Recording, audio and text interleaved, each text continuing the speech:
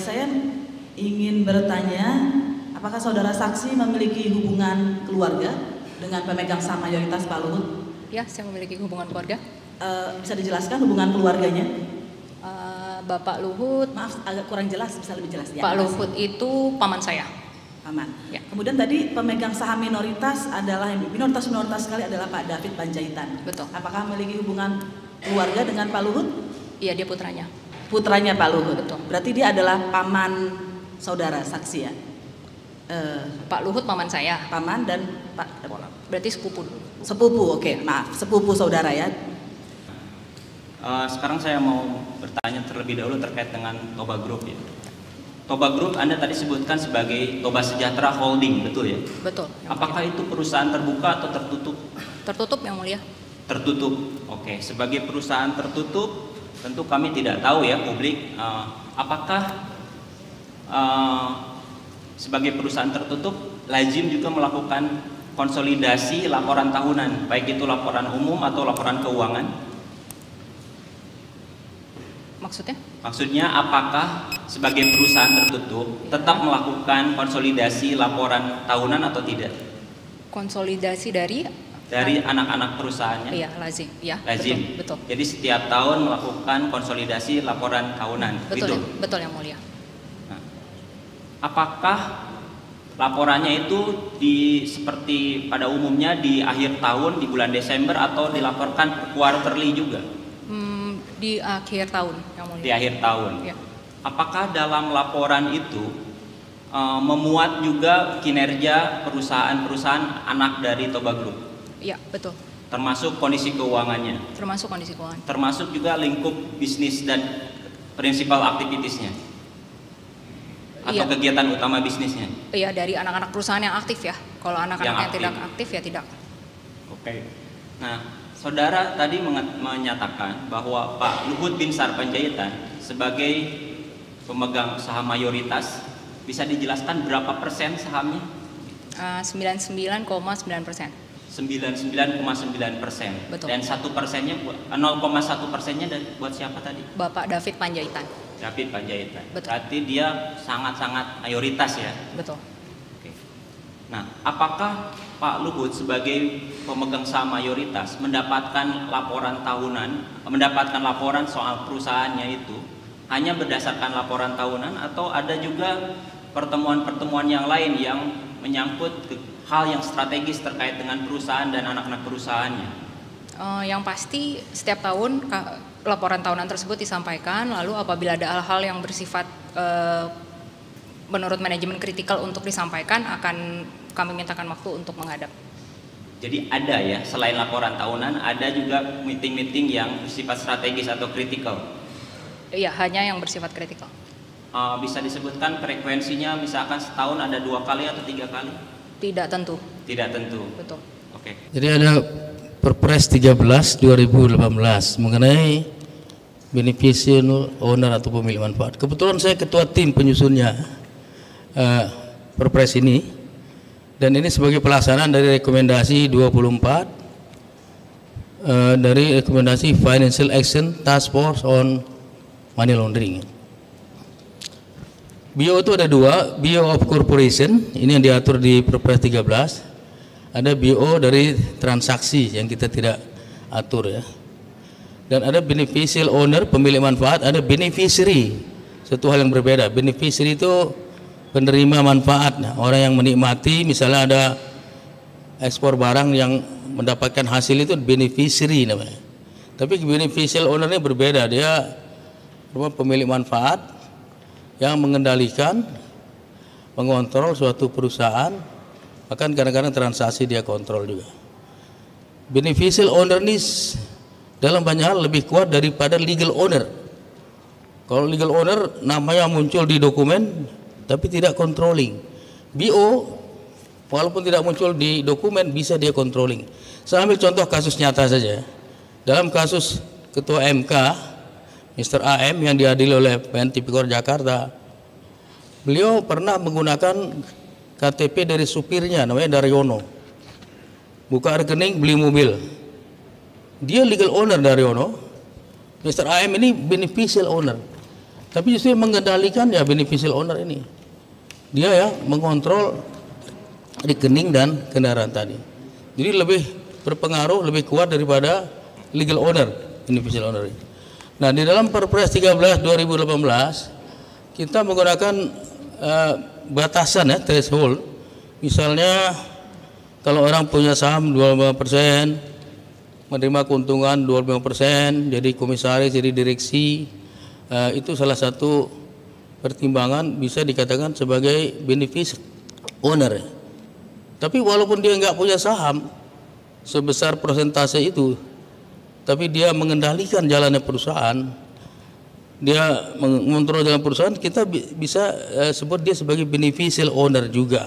Jadi yang dilihat kondisi de factonya, kondisi realnya, bukan formalitasnya. Karena di Indonesia banyak sekali terjadi, misalnya dalam kasus Videotronic, dulu ada anak seorang menteri menggunakan OB-nya sebagai manajemen, padahal yang mengendalikan si anak sang menteri. Oleh MA, OB-nya dibebaskan, anaknya ini yang dihukum. Jadi dia mengendalikan perusahaan atau mengendalikan transaksi. Nah, selain batasan-batasan tadi 25%, kemudian menjabat komisaris atau direksi, walaupun dia tidak pegang jabatan itu, tapi dia mengendalikan perusahaan misalnya, itu bisa kita anggap sebagai pengendali. Nah, tadi terkait dengan BO disebutkan pengendalikan, kontrol kayak gitu. Tapi tadi saya bertanya mengenai persyaratan atau threshold, batasan. Dalam hukum Indonesia, berapa persen kepemilikan terhadap suatu entitas perusahaan untuk mengkategorikan seseorang sebagai BO? Jadi kalau untuk masalah sebagai BO ya, tadi Perpres 13 2018 memberikan batasan 25%. Ya. Baik. Nah, kalau terkait dengan akuisisi yang dilihat dampaknya. Kalau dia dampaknya jadi mayoritas, misalnya dampaknya dia jadi punya 51% ya. Sebelumnya dia punya saham 40%, kemudian dia beli 11% saham bank, dia controlling. Baik. Dia mengendalikan akuisisi, ini harus izin dari OJK. Tapi kalau untuk BO threshold 25%, kita sama dengan Inggris. Di Inggris pakai 25% juga. Tapi itu hanya membantu saja threshold. Walaupun dia tidak pegang saham, tapi dia mengendalikan, dia bisa dianggap sebagai beneficial owner. Tadi saudara menjelaskan bisa bertingkat, layering. Makanya ada istilah ultimate beneficial ownership kayak gitu. Nah, dan juga disebutkan lebih kuat dari dokumen kepemilikan legal atau legal owner. Nah, saya mau bertanya, dalam suatu peristiwa, misalkan dia dalam dokumen legal ownernya gitu, dia adalah seorang pemilik dengan 99% saham di suatu anak perusahaan dari dari suatu entitas parent company yang dia juga adalah pemilik 99% saham di situ. Pertanyaan saya, apakah posisi si pemilik itu terhadap bisa dikategorikan sebagai BO terhadap si anak perusahaan itu atau seperti apa? Biasanya kalau udah mayoritas mutlak seperti itu, biasanya dia tanpa ada orang yang lebih kuat, dia pasti mengendalikan. Dan pada waktu mendirikan perusahaan di Kementerian Hukum dan HAM, notaris ya harus mendeklar bahwa siapa yang menjadi BO, dikasih waktu 7 hari, siapa yang menjadi beneficial owner. Kalau perusahaan yang sudah berjalan dikasih waktu setahun untuk mendeklar siapa yang menjadi BO. Mungkin dalam kasus ini bisa dilihat di website Hukum HAM siapakah yang menjadi BO ya. Baik. Seringkali deklarasi dari notaris itu formalitas saja, hanya untuk biar disahkan. Kadang-kadang belum tentu benar, karena itu otoritas lah yang berwenang untuk verifikasi apakah benar yang didaftarkan ini BO yang sebenarnya. Kadang-kadang seringkali hanya kertas saja, tidak de facto, tidak real. Baik. Dalam hal dia, kalau seseorang, pertanyaan saya, apabila seorang pengusaha dia sudah melepaskan posisinya di suatu perusahaan, baik dalam posisi sebagai direksi atau sebagai komisaris, sepenuhnya keluar dari struktur formal perusahaan, apakah fakta tersebut bisa menganulir posisi yang bersangkutan sebagai beneficial owner? Tergantung bagaimana kondisi realnya. Saya ingin ambil contoh nyata kasus Bupati Karanganyar ya. Dia punya PT Putra Ramadan beberapa. Dia berhenti jadi semuanya berhenti, pengurus semua. Tapi PT-nya ikut tender di mana-mana tetap menang karena ada pengaruh dari sang bupati namanya Yahya ya. Dua-duanya dihukum perusahaannya dipidana juga. Jadi tidak dengan sendirinya walaupun secara formal mundur dia kehilangan power, tidak. Karena BO itu ukurannya de facto. Siapa yang controlling mengendalikan perusahaan itu, bukan angka ukurannya. Baik. Jadi meskipun dia sudah keluar, dia tetap sebagai BO, demikian? Bisa saja, yang penting secara real dibuktikan misalnya dari transaksinya banyak enggak. Misalnya kasus Nazarudin transaksi banyak ke dia, kita bilang ini salah satu ukuran. Kemudian dilihat dari komunikasinya ya. Kalau KPK disadap misalnya atau komunikasi tertulis, ketahuan dari komunikasi dia sebenarnya BO. Kemudian dilihat dari bagaimana putusan-putusan kebijakannya.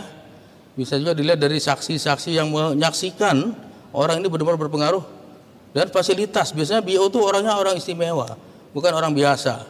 Pasti servisnya, pelayanan pasti luar biasa. Nah, dalam hal misalkan seseorang dia sudah mengaku bahwa dia sudah keluar atau sudah berhenti dari posisi perusahaan, tetapi kemudian dia masih setiap tahun sekali menerima laporan tahunan dari direksinya, atau dia mengaku sudah atau masih mengikuti rapat-rapat yang strategik meskipun itu jarang dalam hal pengambilan keputusan.